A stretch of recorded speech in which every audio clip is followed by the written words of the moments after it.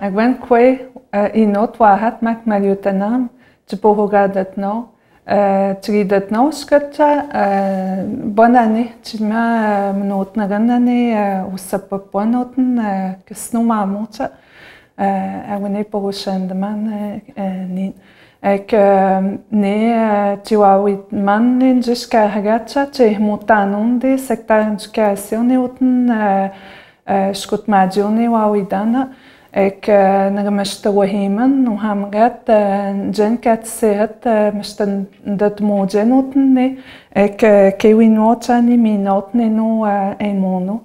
Bonjour à tous. Bonne année 2022, malgré le contexte dans lequel on est. Je nous souhaite à tous une bonne année.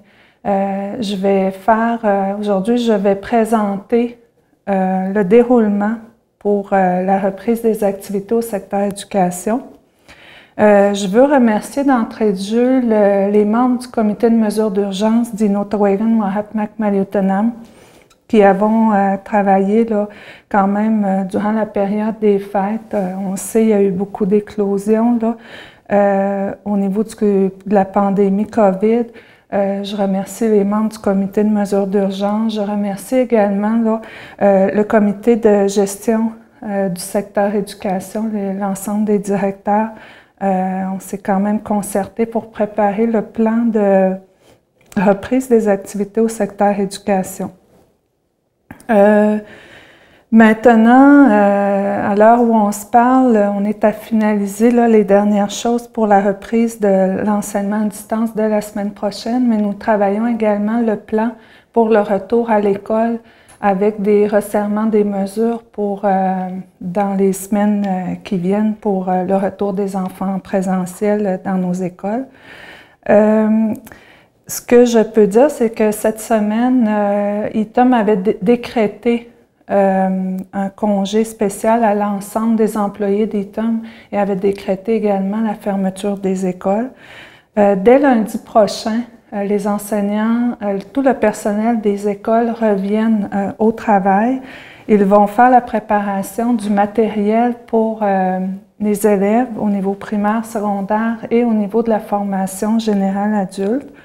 Et il va y avoir la préparation du matériel lundi le 10. Le 11 janvier, on va procéder à la distribution des trousses éducatives. Donc, pour les écoles, les élèves des écoles primaires, le personnel de soutien va procéder à la distribution du matériel pédagogique à tous les élèves à leur domicile, ainsi que les iPads. Également, pour le primaire et pour le secondaire. Pour les étudiants du centre Mitchapeu, les étudiants vont devoir se présenter au centre Mitchapeu selon un horaire qui sera diffusé par l'équipe au directeur, M. Gilles Larouche. Donc, la récupération du matériel pour les étudiants du centre Mitchapeu va se faire mardi sur place, mais selon un horaire qui sera préétabli. Le 12 janvier, c'est le début de l'enseignement à distance. Donc, quand il va y avoir la distribution des trousses, les parents, vous allez recevoir un horaire pour votre enfant pour ce qui est de l'enseignement à distance. Également, pour ce qui est des élèves du préscolaire 4 ans, 5 ans, vous recevrez également des trousses d'activités éducatives. C'est certain que les élèves, les enfants de 4 ans, 5 ans vont devoir avoir un peu plus d'accompagnement que les autres élèves là, pour la réalisation des activités éducatives à la maison. On vous rappelle également, les parents du préscolaire 4 ans, 5 ans, que sur le site web d'ITOM, il y a aussi des capsules pour vos enfants avec des activités éducatives qui avaient déjà été produites là, lors des autres vagues, lors du dernier confinement des enfants. Il a été annoncé par le ministre de l'Éducation aujourd'hui que le retour le retour aux cours en présentiel au provincial devrait se faire pour le 17 janvier. Pour ce qui est des écoles de Wa'at-Makmaliutanam, nous n'annonçons pas la reprise des cours en présentiel pour le 17 janvier. Le 13 janvier, donc jeudi prochain, le comité de mesures d'urgence prendra la décision si nous sommes prêts pour une réouverture en présentiel des écoles de Wa'at-Makmaliutanam. Le tout dépendra certainement de la situation, de la propagation de la COVID là, dans la communauté de Wa'at-Makmaliutanam. Donc, on vous invite, comme à l'habitude, de vous tenir informés. Nous diffuserons là, les informations sur le réseau d'ITOM, à savoir est-ce que nous, à Wa'at-Makmaliutanam, nous procédons à la réouverture des écoles en présentiel pour le 17 janvier prochain. Donc, le jeudi le 13, vous serez informés là, à ce sujet-là. Il est certain là, que nous sommes prêts plus que la première fois au déploiement de l'enseignement à distance. Nous avions produit un document sur le protocole de l'enseignement à distance. Il est disponible d'ailleurs encore sur le site web d'ITOM, mais nous allons le rediffuser une autre fois pour que les parents vous puissiez le consulter à nouveau, ainsi que les étudiants. Lors du premier déploiement de l'enseignement à distance, des formations avaient déjà été données aux parents, aux élèves et au personnel des écoles. Cette fois-ci, nous organisons quand même une formation là, de rafraîchissement, je dirais, pour le personnel des écoles.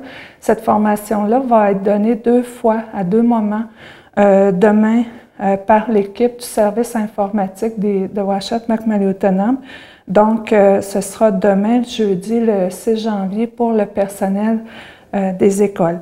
Pour ce qui est des parents et des élèves, vous allez recevoir, là,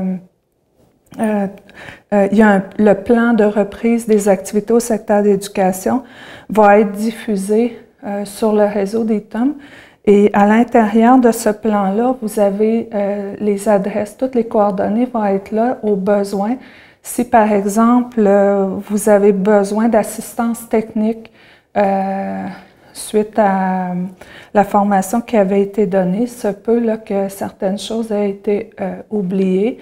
Par contre, les enfants sont aussi très habilités à l'utilisation de la plateforme d'enseignement à distance, mais en cas de besoin, on a quand même une équipe qui va être là pour soutenir les familles dans l'utilisation de l'application Team.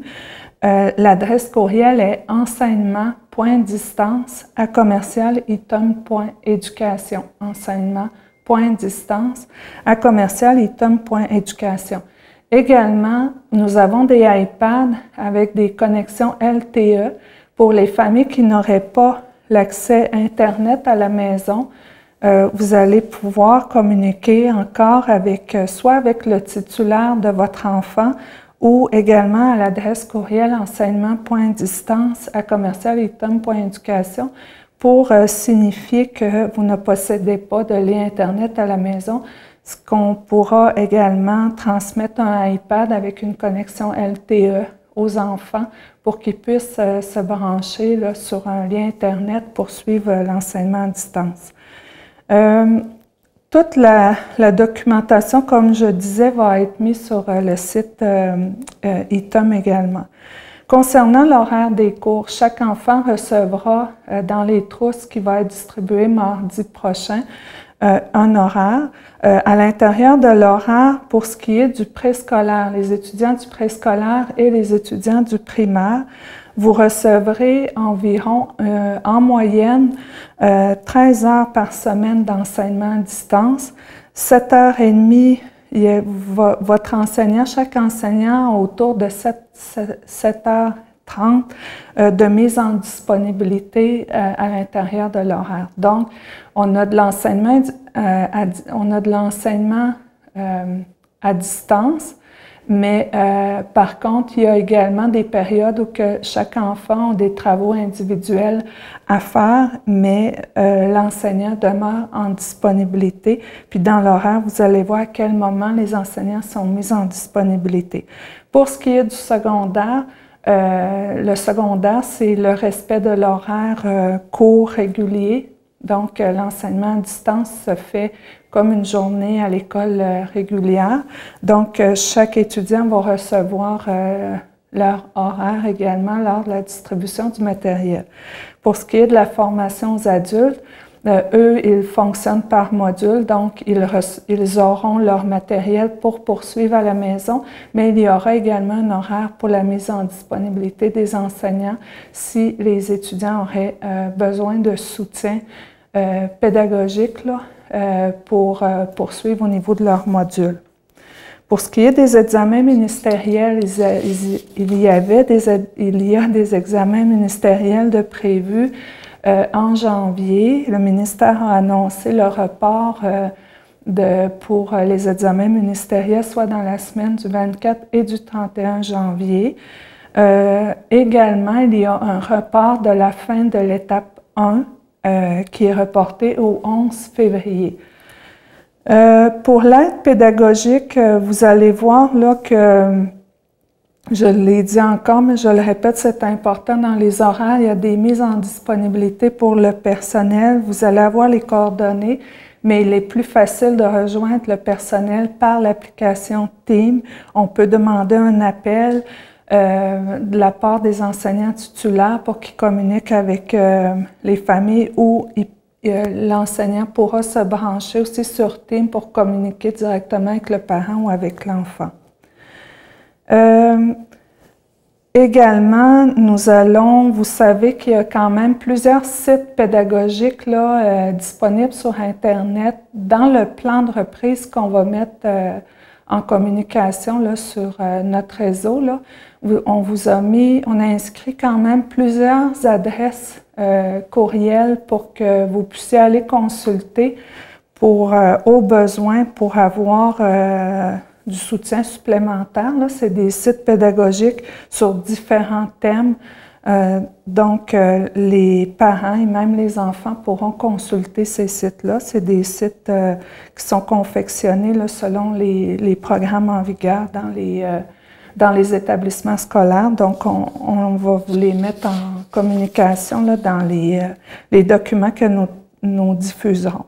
Pour ce qui est des aides pédagogiques aux élèves et aux parents, nous avons des intervenants, des spécialistes aussi dans nos écoles qui ont déjà des suivis d'ordre psychosocial pour nos jeunes et nos familles. Donc, on va poursuivre ces suivis-là. Les ressources vont rentrer en communication directement avec les familles pour établir des moments de rencontre pour poursuivre les suivis qui ont été entamés depuis le début de l'année. Pour ce qui est du contrôle des présences, dans l'application Team, les enseignants vont être en mesure de prendre des présences. Il y a quand même une application qui permet de le faire. Ce qui est important, c'est sûr que si on voit qu'un enfant est absent, il y aura un appel à la maison d'adresser au niveau des parents. Par contre, si un enfant n'est pas en état au niveau de sa santé, par exemple, pour participer à l'enseignement à distance, on demande aux parents de communiquer à l'école. Les secrétaires d'école vont être en mesure de prendre les appels à distance. Donc, vous faites comme à l'habitude, vous appelez à l'école, vous laissez un message sur la boîte vocale, puis il y aura un retour la secrétaire pourra prendre en note là, que votre enfant est absent. Sinon, vous pouvez signaler l'absence de votre enfant directement au titulaire de votre jeune par l'entremise de l'application Team. Nous allons procéder aussi à l'ouverture des services de garde des écoles pour le personnel des services essentiels. Dès aujourd'hui, on a fait la diffusion des différentes coordonnées pour le personnel des services essentiels à ITOM qui voudraient inscrire leur enfant. La seule condition qui est demandée, c'est que l'employé soit dans une des catégories des services essentiels. Et quand on parle des services essentiels, on parle de la santé, on parle de l'éducation, on parle des services techniques, des services parajudiciaires ou ceux qui font du soutien à domicile.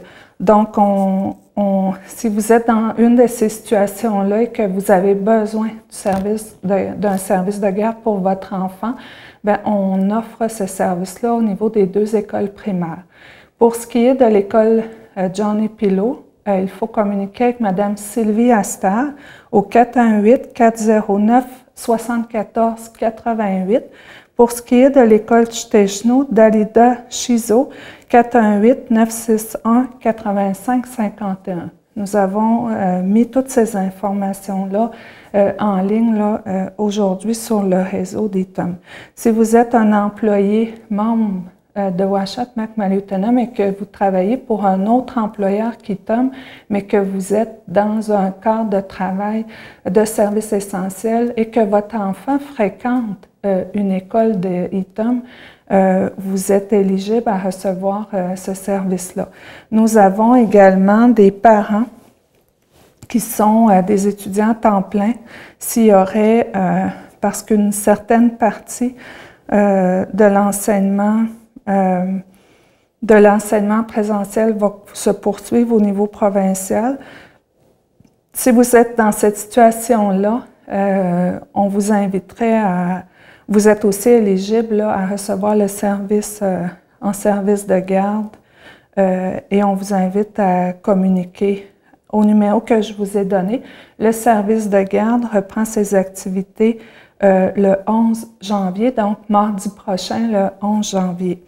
Pour ce qui est des repas au service de garde, pour l'école de Maliotenam, l'école à Chtechno, les services de repas sont offerts, les repas chauds. Sinon, l'enfant est libre aussi d'apporter un repas froid. Sinon, à l'école Johnny Pillow, comme nos installations ne sont pas tout à fait complétées, l'enfant va devoir apporter un lunch froid là, de la maison. Pour ce qui est de la vaccination, c'est sûr qu'il y a une priorisation de la vaccination pour le personnel de l'éducation en prévision d'une réouverture des écoles. Également, la santé a débuté aussi la vaccination pour les 5 à 11 ans. On vous invite à toujours suivre l'information qui est donnée par ITOM sur son réseau des communications. La vaccination pour les jeunes de 12 à 17 ans, on invite les parents à envoyer leur enfant à la vaccination quand il y a l'annonce pour la vaccination des adultes. La condition qui est demandée, c'est un 8 semaines qui est exigé entre les 2 doses. Donc, si votre enfant est rendu à sa 2e dose, il faut qu'il se soit écoulé 8 semaines entre la première et la 2e dose à recevoir. Il y aura d'autres dates de vaccination là, qui sera diffusée. On vous invite à suivre les communications qui seront fournies par ITOM à ce sujet-là. C'est sûr que la vaccination, c'est pour la protection de vos enfants, la protection des familles, la protection du personnel aussi qui travaille avec vos enfants et la protection entre les jeunes aussi d'une même classe ou d'une même école. Donc, on vous encourage grandement à procéder à la vaccination de vos enfants.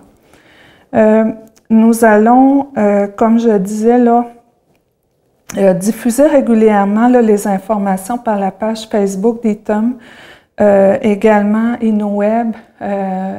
On les remercie aussi, on remercie Moïse pour sa collaboration là, pour nous aider à bien diffuser les informations auprès des familles. Également CKAU, leur collaboration également. Donc, c'est un travail d'équipe. Puis, on met aussi des choses sur les pages Facebook aussi des écoles. Nous avons reçu un financement de la part du fédéral. Il y a un financement de la part aussi d'Inotwagan Ouachita Macmaliotenam pour assurer la sécurité des enfants en milieu scolaire par ne procéder à l'achat de matériel de protection.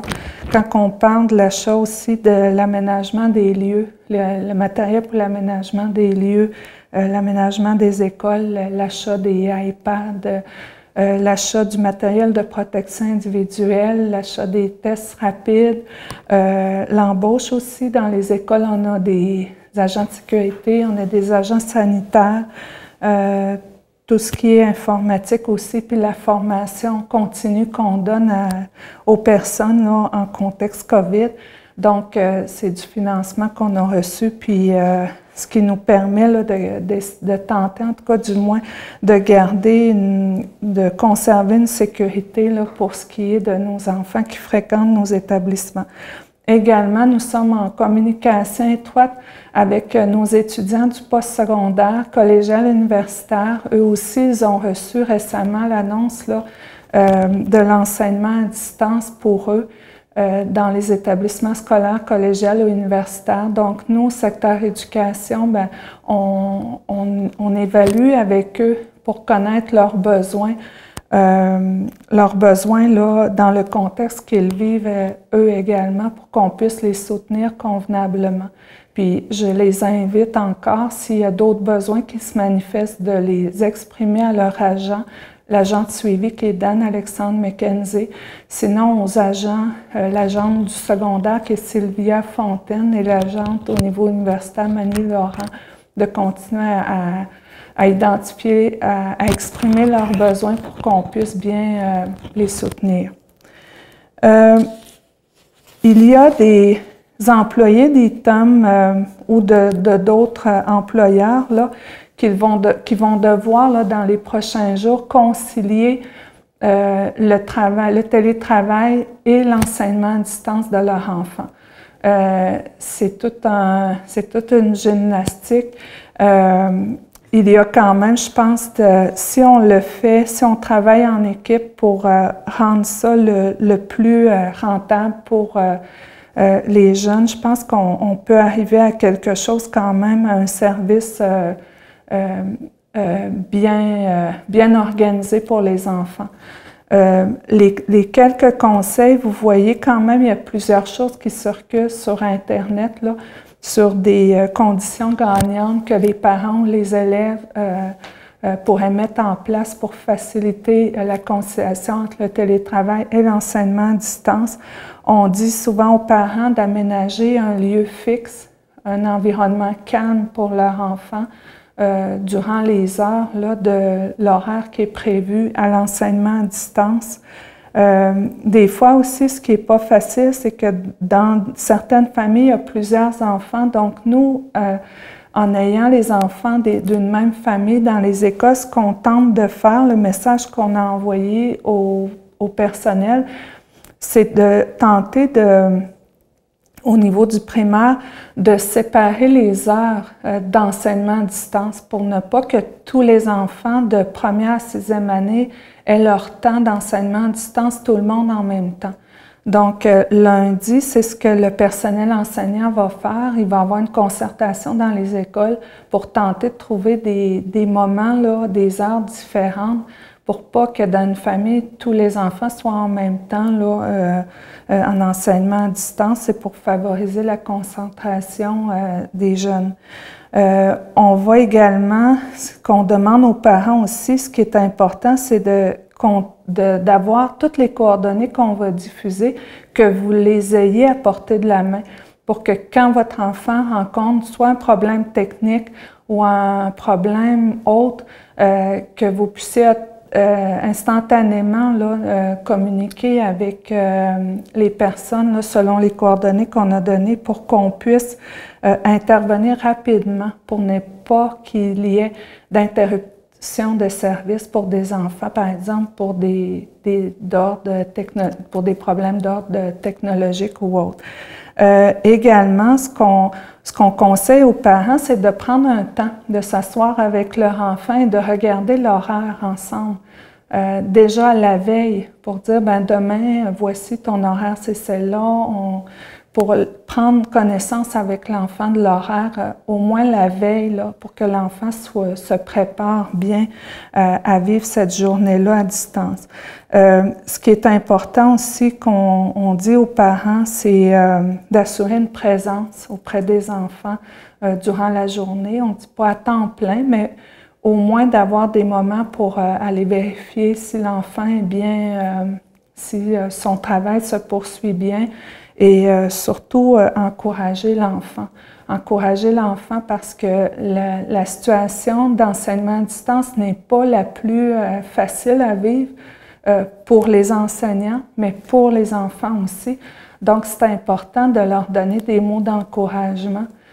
C'est une période qu'on traverse, c'est une période qui va passer à un moment donné, mais présentement, on est dans cette situation-là.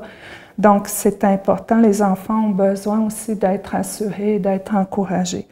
Pour ce qui est des élèves, on leur demande aussi de garder la même routine que quand il y a eu des cours réguliers en présentiel. C'est important de garder la même routine de bien manger, de bien dormir, pour être en forme le lendemain, là, pour prendre l'enseignement à distance et poursuivre le travail également individuellement. Ce qu'on demande aussi aux jeunes, c'est de respecter l'horaire des cours. L'horaire va être fourni. C'est important que les jeunes soient déjà branchés, par exemple, sur l'application Teams. Si on dit que le cours c'est de 9h à 10h, mais déjà qu'à 9h, qu'on ait tout le monde pour ne pas retarder le début des cours. Et également que les jeunes respectent les horaires pour effectuer leurs travaux individuels pour ne pas avoir des retards là, à ce niveau-là. Ce n'est pas de l'occupationnel, c'est vraiment des travaux qui auraient été faits en classe qui vont être faits à la maison. Donc, c'est important que les enfants fassent les travaux qui sont demandés pour ne pas qu'il y ait des retards là, au niveau académique. On demande aux élèves aussi de respecter les consignes là, durant l'enseignement à distance. C'est comme dans une classe, mais en virtuel. On demande aux jeunes de lever la main pour prendre la parole, garder le micro fermé, ouvrir le micro quand on lui donne le droit de parole, ne pas prendre aussi les photos de l'enseignant ou des autres élèves pour faire une diffusion là, sur Internet. Ça, c'est important également. Également, on demande le plus possible que l'enfant se retrouve dans un endroit où il n'y a pas d'autres divertissements autour, là, comme une télé qui est ouverte ou à travers les frères et les sœurs. Là. Donc, on demande quand même là, que l'enfant soit disposé là, pour recevoir tout l'enseignement là, durant la dispensation du cours. Donc, c'est les principaux messages que je voulais donner aujourd'hui. Nous continuons, ce n'est pas la situation idéale, mais je crois qu'on l'a déjà vécu une fois. On va le revivre, puis on s'améliore toujours à chaque fois. Puis s'il y a des choses, des questionnements que vous avez, je vous invite à vous adresser à l'enseignant titulaire attitré à votre enfant. Je pense que c'est le meilleur moyen de le faire. Sinon, ben, on va tenter quand même de vous informer, là, comme on l'a toujours fait là, à travers le réseau de communication d'ITOM. Donc, on vous tient informé. Je vous remercie beaucoup, puis je nous souhaite à tous là, la réussite là, de tout le plan qu'on va mettre, qu'on va déployer pour la réussite de nos jeunes. Jusqu'à maintenant, merci.